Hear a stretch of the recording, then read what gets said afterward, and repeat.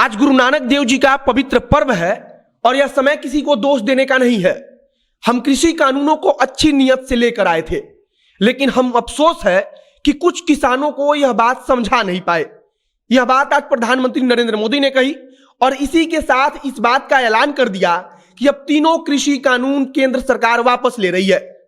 कृषि कानून वापस लिए जाने के ऐलान के बाद से अब इसकी जमकर चर्चा हो रही है और इसके राजनीतिक मायने भी निकाले जा रहे हैं।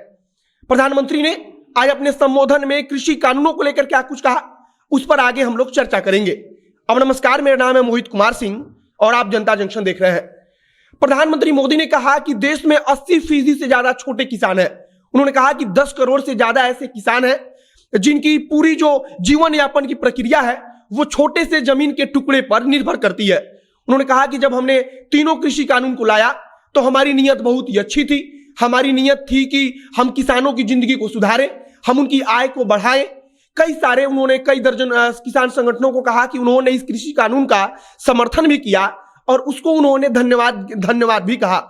उन्होंने कहा कि अफसोस इस बात का है कि सरकार कुछ किसान संगठनों को यह बात नहीं समझा पाई कि तीनों कृषि कानून उनके फायदे का है। उन्होंने कहा कि आज गुरु नानक देव का पवित्र पर्व है और हम किसी को भी इस बात का दोष नहीं दे रहे हैं, बल्कि कुछ किसानों को हम समझा नहीं पाए। इस अफसोस के साथ कृषि कानून केंद्र सरकार वापस ले रही है और ऐलान करते हुए उन्होंने कहा कि 1 महीने के अंदर केंद्र सरकार पूरी प्रक्रिया पूरी कर लेगी कि इस कानून को किस प्रकार से वापस लेना है। प्रधानमंत्री मोदी ने कहा कि किसानों को अच्छे दाम मिले, इसके लिए एक बेहतरीन इंफ्रास्ट्रक्चर बनाया जा रहा है। उन्होंने कहा कि किसानों को पेंशन से लेकर उनको जो सम्मान निधि देने का काम केंद्र सरकार ने किया है। इसके अलावा किसान से जुड़े हुए जितने भी योजनाएं केंद्र सरकार ने शुरू किया है उसका उन्होंने जिक्र किया। अब यहां पर इसके कई प्रकार के राजनीतिक मायने भी हैं। सबसे बड़ी बात है कि उत्तर प्रदेश और पंजाब में चुनाव आने वाला है। कृषि कानूनों का सबसे ज्यादा असर पंजाब में है और पश्चिमी उत्तर प्रदेश में है।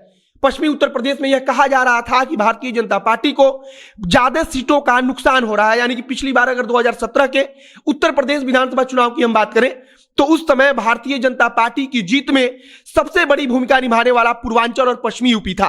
पश्चिमी यूपी से भारतीय जनता पार्टी को एक बड़ी लीड मिली थी और उसी जीत के सहारे पश्चिमी यूपी के जो सीट जीते गए थे उसके सहारे जो विधायकों की संख्या थी भारतीय जनता पार्टी की वो 300 के पार गई थी।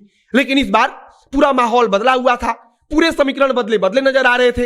कृषि कानूनों का असर पश्चिमी यूपी में बहुत बढ़ चढ़कर देखा जा रहा था और ऐसा माना जा रहा था कि कई दर्जन सीटों पर भारतीय जनता पार्टी को कृषि कानूनों के कारण सीधे भारतीय जनता पार्टी के उम्मीदवारों पर असर पड़ेगा और उनकी वहां पर हार हो सकती है।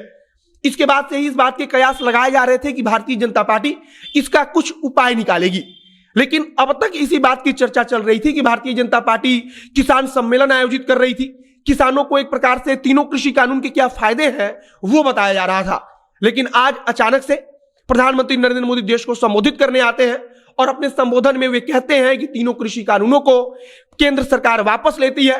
उन्होंने कहा कि किसानों के लिए जो भी अच्छे कदम होंगे वो हमारी सरकार द्वारा उठाया जाता रहेगा, किसानों को पेंशन और बीमा दिया जाता रहेगा, लेकिन तीनों कृषि कानून को अब केंद्र सरकार वापस ले रही है।